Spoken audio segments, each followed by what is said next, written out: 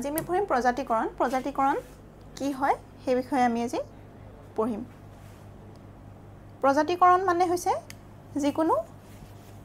প্ৰজাতি মানে আমি কি বুজি পাওঁ যিকোনো এটা প্ৰজাতি মানুহৰ প্ৰজাতি চৰাই চিৰিকটিৰ প্ৰজাতি মানে জীৱ-জন্তুৰ প্ৰজাতি এই সকলোবিলাকক আমি কি বুলি কওঁ প্ৰজাতি বুলি কওঁ আৰু প্ৰজাতিকৰণ মানে কি হয় যেতিয়া এটা নতুন প্ৰজাতি যিকোনো এটা নতুন পৰিবেশত গৈ পিনে সেই প্ৰজাতিবিধে নিজকে খাপ খুৱাই ল'ব পাৰে সেই পৰিবেশৰ লগত তাকে আমি কি বুলি কৈছো প্ৰজাতিকৰণ ঠিক আছে তাকে আমি প্ৰজাতিকৰণ বুলি কৈছো জীৱৰ এটা জনসংখ্যা প্ৰজাতি মানে গম পালো প্ৰজাতি মানে কি উদাহৰণ দিলো প্ৰজাতি যেনেকুৱা ধৰণৰ এটা প্ৰজাতিয়ে কি কৰিব দুটা একে ধৰণৰ প্ৰজাতিয়ে কি কৰিব পাৰে লগ হৈ পিনে বংশ বিস্তাৰ কৰিব পাৰে ঠিক আছে এতিয়া প্ৰজাতিকৰণ কি হয় প্ৰজাতিৰ উদ্ভাৱন আমি এতিয়ালৈকে ক্ৰম বিকাশৰ বিষয়ে যিখিনি জ্ঞান লাভ কৰিলো ক্ৰম বিকাশ মানে গম পালো কোনবিলাক হয় যিকোনো এটা জীৱই যেতিয়া নিজকে খাপ খুৱাবৰ কাৰণে পৃথিৱীত নিজকে খাপ খুৱাবৰ কাৰণে ইয়াৰ চৰিত্ৰসমূহত কিছুমান বৈসাদৃশ্য পোৱা যায় অৰ্থাৎ পূৰ্বৰ প্ৰজন্মৰ পৰা পিছৰ প্ৰজন্মলৈকে প্ৰবাহিত হোৱা কিছুমান চৰিত্ৰ ঠিক আছে হেতু আছিল কি ক্ৰম বিকাশ যিখিনি জ্ঞান লাভ কৰিলো সেইখিনি সূক্ষ্ম ক্ৰম বিকাশ সেইখিনিক আমি কি বুলি কৈছো সূক্ষ্ম ক্ৰম বিকাশ ইয়াৰ অৰ্থ হ'ল যদিও হালহলনি বিলাক নিচে সূক্ষ্ম তথাপিও সেইবিলাক তাৎপৰ্যপূৰ্ণ সূক্ষ্ম হলেও সেইবিলাক কি হয় তাৎপৰ্যপূৰ্ণ ইয়াৰ উপৰি এনেবিলাক সূক্ষ্ম হালহলনিয়ে কোনো এটা প্ৰজাতিৰ সাধাৰণ চাৰিত্ৰিক বৈশিষ্ট্যটো পৰিৱৰ্তন আনি দিয়ে কিন্তু ইয়াৰ আলমত নতুনকৈ কোনো এটা প্ৰজাতি কেনেদৰে উদ্ভৱ হয় ইয়াৰ ফলতে কি হয় নতুন এটা প্ৰজাতিৰ উদ্ভৱ হয় আৰু কেনেকৈ উদ্ভৱ হয় তাৰ সুদুত্তৰ পোৱা নাযায় হেতুক এনেদৰে ক'ব পাৰি যে আমি বিবেচনা কৰি থকা আমি কি উদাহৰণ লৈছিলো আমি গোবৰৰ উদাহৰণ লৈছিলো হয়নে আমি বিবেচনা কৰি থকা বা আমি লোৱা উদাহৰণটো অৰ্থাৎ গোবৰবিলাক যদি এনেভাবে দুটা গোটত ভাগ কৰি দিও য'ত হিয়তে পৰস্পৰৰ মাজত প্ৰজনন কৰিব নোৱাৰিব য'ত কি কৰিব আমি যদি গোবৰবিলাকক দুটা ভাগত ভাগ কৰি দিও ঠিক আছে এটা আছিল কি ৰঙা হয়নে আৰু এটা কি আছিল হেউজিয়া গোবৰুৱা হয়নে ৰঙা আৰু হেউজিয়া গতিকে এই ৰঙা আৰু হেউজিয়াক যেতিয়া আমি কি কৰো ভাগ কৰি দিও যেহেতু গোবৰুৱা প্ৰজাতি একেবিধে আছিল বুজি পাইছা প্ৰজাতিবিধ একেবিধে গোবৰুৱাই হয় কিন্তু সেই গোবৰুৱাক আমি কি কৰিছো বেলেগ বেলেগকে ভাগ কৰি দিছো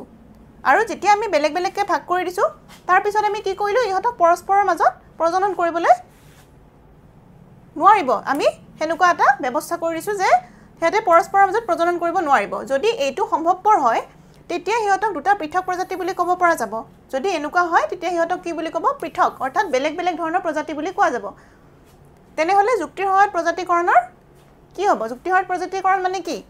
এতিয়া গোবৰবিলাকে খাদ্য হিচাপে ব্যৱহাৰ কৰা গছবিলাক যদি কিবা কাৰণে গোবৰবিলাকে কি কৰিছিলে খাদ্য হিচাপে এজোপা গছত বসবাস কৰিছিলে আৰু তাৰ পৰা কি কৰিছিলে পাতসমূহ ভক্ষণ কৰি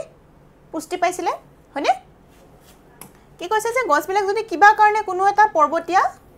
অঞ্চলত বিস্তৃতভাৱে বিয়পি পৰে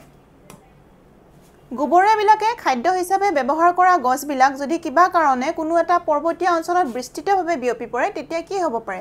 ইয়াৰ ফলত কি হ'ব পাৰে গোবৰুৱাৰ জনসংখ্যা বহুত পৰিমাণে বৃদ্ধি পাব যেতিয়া গোবৰুৱাবিলাকে মন কৰিবা গোবৰবিলাক প্ৰথমতে কি হ'ল ইহতে ক'ত বসবাস কৰিলে কিছুমান উদ্ভিদত বসবাস কৰিলে উদ্ভিদত থাকিবলৈ ললে আৰু উদ্ভিদত থকাৰ পিছতে কি হ'ল উদ্ভিদজোপাৰ পাত খাই পিনে পাত ভক্ষণ কৰি জীৱবিধে কি কৰে পুষ্টি লাভ কৰে হয়নে শৰীৰত পুষ্টি লাভ কৰে এতিয়া এটা পৰিস্থিতি দিছো যে সেই যোনবিধ উদ্ভিদত জীৱই বা গোবৰুৱাবিলাকে থাকি পৰিপুষ্টি লাভ কৰে সেই পাতবিলাক ভক্ষণ কৰি পিনে সেই উদ্ভিদকেইজোপা বহুত বেছি ঠাইলৈকে বিয়পি পৰিলে উদ্ভিদকেইজোপাৰ সংখ্যা বাঢ়ি গ'ল যেতিয়া উদ্ভিদকেইজোপাৰ সংখ্যা বাঢ়িবলৈ ধৰিলে তেতিয়া কি হ'ল তেতিয়া কি হ'ব যোনবিলাক গোবৰুৱা আছিল সেই গোবৰুৱাই সেই উদ্ভিদজোপাৰ পাত খাই বা পাত ভক্ষণ কৰি হিহতৰো বংশবৃদ্ধি হ'ব হয়নে হিহতৰো সংখ্যা বাঢ়ি যাব ঠিক আছে যেহেতু হিহতে কি পাই আছে পৰিপুষ্টি পাই আছে হিহতে প্ৰজনন কৰি গৈ থাকিব ঠিক আছে তাৰে কিছুমান গোবৰে সিহঁতৰ গোটেই জীৱন কালছোৱা ওচৰৰে কোনো গছৰ পাত খায়ে জীৱন অতিবাহিত কৰিলে আৰু তাৰে কিছুমান কি কৈছে কিছুমান গোবৰৱাই সিহঁতৰ গোটেই জীৱন কালছোৱা ওচৰৰে কোনো গছৰ পাত খাই জীৱন অতিবাহিত কৰিলে সিহঁতে খাদ্যৰ কাৰণে দূৰলৈ নগল কিছুমানে কি হ'ল খাদ্যৰ কাৰণে কিছুমান গোবৰৰ খাদ্যৰ কাৰণে দূৰলৈকে গ'ল আৰু কিছুমান গোবৰৰ কি কৰিলে ওচৰত থকা উদ্ভিদকেইজোপাৰ পৰাই পাত ভক্ষণ কৰি পুষ্টি লাভ কৰিলে যেহেতু প্ৰজনন প্ৰক্ৰিয়াত পুং আৰু স্ত্ৰীলিংগধাৰী গোবৰৰ মাজত মিলন হোৱাটো অপৰিহাৰ্য হয়নে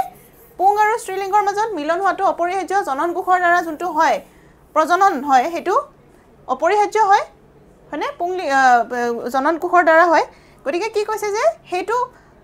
অপৰিহাৰ্য হয় হেহে প্ৰজনন প্ৰক্ৰিয়া প্ৰায়ে এনে উপজাকৰুৱা গোবৰৰ মাজত সংঘটিত হ'ব যি নহলেও কোনো গোবৰৰ কিবা উপলক্ষত অবাঞ্ছিত উপায়েৰে এটা উপজাকৰুৱাৰ পৰা আন এটা উপজাকৰলৈ গতি কৰিব পাৰে অৰ্থাৎ সি কি কৰিব এটা জাকৰ পৰা আন এটা জাকৰলৈকে গতি কৰিব বা কাউৰীয়াৰ এনে এলেকাৰ পৰা আন এটা এলেকালৈ ঠুটত লৈ গৈ নুখুৱাকৈ এৰি দিব পাৰে উভয় ক্ষেত্ৰতে বহিৰাগত গোবৰৱাই স্থানীয় গোবৰৰ দ্বাৰা বংশবৃদ্ধি কৰিব অৰ্থাৎ কি হ'ব যেহেতু স্থানীয় গোবৰৱা কেইটামানহে আছিলে আৰু বাকিখিনি গোবৰৱা কি কৰিছিলে খাদ্যৰ সন্ধানত কি কৰিছিলে দূৰলৈকে গৈছিলে ঠিক তেনেকৈ যোনবিলাক ওচৰত আছিলে সিহঁতে তেওঁলোকে সেইবিলাক গোবৰৱা কি হ'ল দূৰলৈকে নগৈ পিনে যোনখিনি ওচৰতে আছে উদ্ভিদ সেই উদ্ভিদৰ পাত খাই ভক্ষণ কৰিয়ে সিহঁতে পুষ্টি লাভ কৰিলে আৰু তাৰ ফলত কি হ'ল তাত থকা যোনবিলাক আছে বেলেগ গোবৰৱা সেইবিলাকে কি কৰিলে উপজাকৰুৱা যোনবিলাক গোবৰৱা সিহঁতৰ লগত ইহঁতে কি কৰিলে স্থানীয় গোবৰৰ দ্বাৰা বংশবৃদ্ধি কৰিবলৈ ধৰিলে ইয়াৰ ফলত প্ৰব্ৰজন কৰা গোবৰৰ জিনবিলাক গোবৰৰ নতুন এটা জাকৰুৱাত সোমাব ইয়াৰ ফলত কি প্ৰব্ৰজন কৰা যোনবিলাক প্ৰব্ৰজন কৰিলে সেই ঠাইৰ পৰা আঁতৰি গ'ল সেই গোবৰৰ জিনবিলাক গোবৰৰ নতুন এটা জাকৰুৱাত সোমাব গোবৰৰ নতুন জাকৰুৱাত সোমালে প্ৰব্ৰজন কৰা গোবৰবিলাক এনেদৰে সম্পূৰ্ণকৈ নহলেও কি কৈছে যে সংযোগহীন হ'ব দুটা জাকৰৰ মাজত জিনৰ প্ৰবাহ ঘটিব পাৰে আৰু সেই যোনকেইটা গোবৰৰ মাজত কি হ'ল যোনকেইটা গোবৰৰ মাজত আমি দেখিলোঁ যে সিহঁতে বংশ বিস্তাৰ কৰিছে সিহঁতৰ মাজত কি হ'ব সেই উপজাকৰৰ মাজত এখন ডাঙৰ নদী অৱস্থিত হয় সাপোজ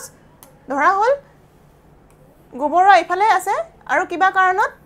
এই গোবৰৱাকেইটা বেলেগ হৈ পিনে এইটো সাইডে গুচি গ'ল আধা গোবৰৱা ইফালে আছে আৰু আধা গোবৰৱা কিবা এটা কাৰণত এফালে গুচি গ'ল ঠিক আছে ইহঁতৰ মাজত কি হৈ গ'ল এটা দূৰত্ব সৃষ্টি হ'ল এতিয়া দুটাৰ মাজত অধিক সংযোগহীন হৈ যাব সংযোগ নোহোৱা হৈ যাব সংযোগ বিচ্ছিন্ন হৈ যাব কিবা কাৰণত ইহঁতৰ কি হ'ল ইহঁতৰ দূৰত্বটো বাঢ়ি গ'ল আৰু বাঢ়ি যোৱাৰ ফলত কি হ'ব ডাঙৰ নদী অৱস্থিত ধৰা এখন নদী মানে এখন নদী আৰু এইফালে এই গোবৰৱা কিছু সংখ্যক গোবৰৱা এইফালে গুচি গ'ল কিছু সংখ্যক গোবৰৱা এইফালে থাকি গ'ল আৰু নদীখনে ইহঁতক কি কৰিলে বেলেগ কৰি দিলে ঠিক আছে তাৰপিছত কি কৈছে সেই উপজাকৰুৱা দুটাৰ মাজত জিনৰ প্ৰবাহৰ হুত পিছলৈ কমি যাব আৰু জিনৰ প্ৰবাহৰ হুতো কমি যাব সিহঁতে হয়তো যেহেতু বংশ বিস্তাৰ কৰিব পৰা নাই আৰু অধিক সংযোগহীন হ'ব সংযোগহীন কি হ'ব সংযোগবিহীন হৈ যাব সংযোগ কোনো নাথাকিব আৰু জিনৰ প্ৰবাহো কমি যাব ধাৰাবাহিকভাৱে কেইবাটাও প্ৰজন্ম অতিক্ৰম কৰাৰ লগে লগে জিনীয় পথচ্যুত ঘটিব হয়নে জিনীয় পথচ্যুত ঘটিব ফলত প্ৰত্যেকটো উপজাকৰৰ বিভিন্ন বিশিষ্ট চৰিত্ৰৰ সমাগম হ'ব পাৰে প্ৰত্যেকটো উপজাকৰৰ বিভিন্ন চৰিত্ৰৰ সমাগম হ'ব বিভিন্ন চৰিত্ৰ তাত আহি প্ৰবাহিত হ'ব ইয়াৰ উপৰি প্ৰাকৃতিক নিৰ্বাচনৰ পৃথকভাৱে সেই ভৌগোলিকভাৱে আঁতৰি থকা গোবৰৰ উপজাকৰুৱা চৰিত্ৰৰ সালসলনিত ভূমিকা গ্ৰহণ কৰিব ভৌগোলিকভাৱে আঁতৰি থকা যোনবিলাক গোবৰুৱা আছিলে আঁতৰি থকা গোবৰুৱাবিলাক সেই আঁতৰি থকা গোবৰুৱাবিলাক কি হ'ব উপজাকৰুৱা চৰিত্ৰৰ সালসলনিত ইহঁতে মুখ্য ভূমিকা পালন কৰিব গোবৰৰ এটা উপজাকৰুৱাৰ বিস্তীৰ্ণ ভূগৰ্ভৰ পৰা কাউৰীবিলাকক ইগলে নোহোৱা কৰিলে কাউৰীবিলাকক কোনে নোহোৱা কৰিলে বিস্তীৰ্ণ ভূভাগৰ পৰা কাউৰীবিলাকক কোনে নোহোৱা কৰিলে ইগলে নোহোৱা কৰিলে কিন্তু আনটো উপজাকৰ বিস্তীৰ্ণ ভূভাগত য'ত কাউৰীৰ সংখ্যা অতি বেছি আছিলে কাউৰীৰ সংখ্যা কি আছিলে য'ত বহুত বেছি আছিলে সেই ঠাইত তেনেকুৱা এটা একো সংঘটিত নহ'ল ইয়াৰ ফলত প্ৰথমটো অঞ্চলত সেউজীয়া বৰণৰ গোবৰৰ প্ৰাকৃতিক নিৰ্বাচন নহ'ব হয়নে আমি আগৰ উদাহৰণটো পাইছোঁ তাত কি হ'ব সেউজীয়া বৰণৰ গোবৰৰ প্ৰাকৃতিক নিৰ্বাচন নহ'ব কিন্তু দ্বিতীয়টোত কি হ'ব প্ৰবলভাৱে প্ৰাকৃতিক নিৰ্বাচন হ'ব এতিয়া জিনীয় পথচ্যুত আৰু প্ৰাকৃতিক নিৰ্বাচন এই প্ৰক্ৰিয়া দুটা একেলগে পৃথক পৃথক ভূভাগত বসবাস কৰি থকা গোবৰৰ উপজাকুৰা দুটাৰ মাজত ইটোৰ লগত সিটোৰ চৰিত্ৰ ভাগ কি হ'ব পাৰ্থক্য বাঢ়ি গৈ থাকিব ঠিক আছে যেতিয়া তাত কি হ'ল গোবৰৰ এফালে আছিলে আৰু কিছুমান কাৰণে ইহঁতৰ দূৰত্বটো বাঢ়ি গ'ল আৰু তাৰ পিছতে কি হ'ব পৃথক পৃথক ভূভাগত ইহঁতে বসবাস কৰা যোনবিলাক উপজাকুৰা আছে ইহঁতৰ ইটোৰ লগত সিটোৰ চৰিত্ৰ ভাগো ইহঁতৰ বাঢ়ি যাব হয়নে নহয় ইয়াৰ পৰিণাম স্বৰূপে দুয়োটা উপজাকুৰাৰ পৰা অহা দুটা গোবৰৰ মাজত মিলন হ'লে ইহঁতৰ বংশবিস্তাৰ বা প্ৰজনন ঘটোৱা অক্ষম হ'ব কাৰণ ইয়াত কি হৈছে ক্ৰম বিকাশৰ সৃষ্টি হৈছে হয়নে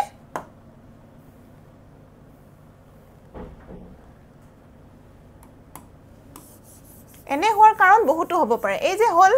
একে ধৰণৰে প্ৰজাতিৰ মাজত কি হ'ল ইহঁতৰ কিছুমান কাৰণৰ ফলত এই জীৱকেবিধ এই প্ৰজাতিবিধ বেলেগ বেলেগ হৈ গ'ল ইয়াৰ দূৰত্ব বাঢ়ি গ'ল আৰু দূৰত্ব বাঢ়ি যোৱাৰ ফলত কি হ'ব ধৰিলে ইহঁতৰ মাজত কি হ'ল কোনো ধৰণৰ কি নাপালো আমি জিনীয় পথচ্যুত ঘটিব হয়নে জিনীয় পথচ্যুত হোৱা দেখিলো ঠিক আছে তাৰ পিছত কি হ'ব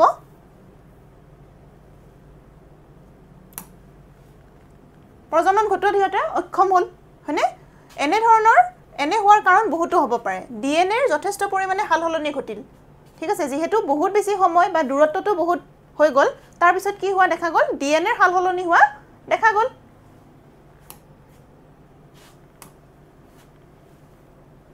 যদিহে ডিএনএৰ যথেষ্ট পৰিমাণে সেইদৰে ক্ৰমোজমৰ সংখ্যা পৰিৱৰ্তন হয় যেতিয়া ডিএনএৰ সালসলনি হ'ব তেতিয়া কি হ'ব ক্ৰমোজমৰ সংখ্যা পৰিৱৰ্তন হ'ব কাৰণ ক্ৰমোজমটো ক'ত থাকিব কোষ কেন্দ্ৰৰ ভিতৰত থাকে আৰু কোষ কেন্দ্ৰৰ ভিতৰতে কি হ'ব সেই ক্ৰমোজমবিধে কোষ বিভাজনৰ সময়ত কিছুমান কি ক্ৰমেটিডবিলাক লগ হৈ ক্ৰমোজমৰ সৃষ্টি হ'ব তাতে ডিএনএ থাকিব জিনীয় পদাৰ্থসমূহ থাকিব যিয়ে নেকি চৰিত্ৰসমূহ এটা প্ৰজন্মৰ পৰা আন এটা চৰিত্ৰলৈকে প্ৰবাহিত কৰে কিন্তু এই পৰিস্থিতিটোত কি হ'ব জিনীয় পদাৰ্থৰ যেতিয়া পৰিৱৰ্তন হয় ক্ৰমোজমৰ সংখ্যাও পৰিৱৰ্তন হ'ব জিনীয় পদাৰ্থৰ পৰিৱৰ্তন হোৱাৰ লগে লগে ক্ৰমোজমৰ সংখ্যা পৰিৱৰ্তন হ'ব তাৰ পৰিণাম স্বৰূপে দুয়োটা দলৰ পৰা অহা দুটা জনন কোষৰ মাজত মিলন বা নিষিক্ত নহ'ব কি নহ'ব মিলন বা নিষিক্ত নহ'ব কাৰণ তাত কি হৈছে ক্ৰম বিকাশ হৈছে জিনীয় পথচ্যুত ঘটিছে হয়নে নাইবা এটা নতুন প্ৰকাৰণৰ সৃষ্টি হয় য'ত নীলা বৰণৰ মাইকী গোবৰুৱাই কেৱল নীলা বৰণৰ মতা গোবৰৰ লগতহে যৌন মিলন সংঘটিত কৰিব পাৰে ৰঙা বৰণৰ গোবৰৰ লগত যৌন মিলন সংঘটিত কৰিব নোৱাৰে হয়নে ৰঙা বৰণৰ গোবৰৰ লগত আকৌ কি কৰিব নোৱাৰে যৌন মিলন সংঘটিত কৰিব নোৱাৰে কেৱল নীলা আৰু নীলাৰ মাজতহে যৌন প্ৰজনন সম্ভৱ হয় এনেদৰে সেউজীয়া চাৰিত্ৰিক বৈশিষ্ট্যৰ গোবৰৰ সৃষ্টিত প্ৰাকৃতিক নিৰ্বাচনে অতি সবলভাৱে অনুমোদন জনায় কি কৰে অতি সবলভাৱে অনুমোদন জনায় এতিয়া যদি তেনেকুৱা সেউজীয়া চাৰিত্ৰিক বৈশিষ্ট্যৰ কি কৈছে মাইকী গোবৰৰ ৰঙা বৰণৰ মতা গোবৰৰ লগত ললেও তাইৰ আচৰণ নিশ্চিত কৰিব যেন সিহঁতৰ মাজত প্ৰজনন সম্ভৱপৰ নহয় সিহঁতৰ মাজত কি হয় প্ৰজনন সম্ভৱপৰ নহ'ব এটা নতুন প্ৰজাতি সাৰ্থকভাৱে প্ৰজাতিকৰণ হ'ব পাৰে আৰু এটা কি কৰিব নতুনভাৱে এটা প্ৰজন্মৰ সৃষ্টি কৰিব পাৰে ঠিক আছে প্ৰজাতিৰ সৃষ্টি কৰিব পাৰে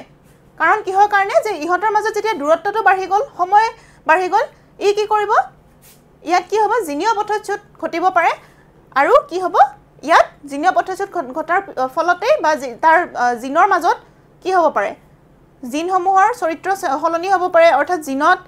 জিন যেতিয়া জিন মানে কি ডিএনএ সলনি হয় ডিএনএৰ যেতিয়া চৰিত্ৰসমূহ সলনি হয় বা ডিএনএ পদাৰ্থৰ সলনি হোৱাৰ পিছত কি হ'ব পাৰে ক্ৰমোজমৰ সংখ্যাও সলনি হ'ব হয়নে তাৰ ফলতে কি হ'ব এটা নতুন প্ৰজাতি কি কৰিব সাৰ্থকভাৱে প্ৰজাতিকৰণ কৰিবলৈ সম্ভৱপৰ হ'ব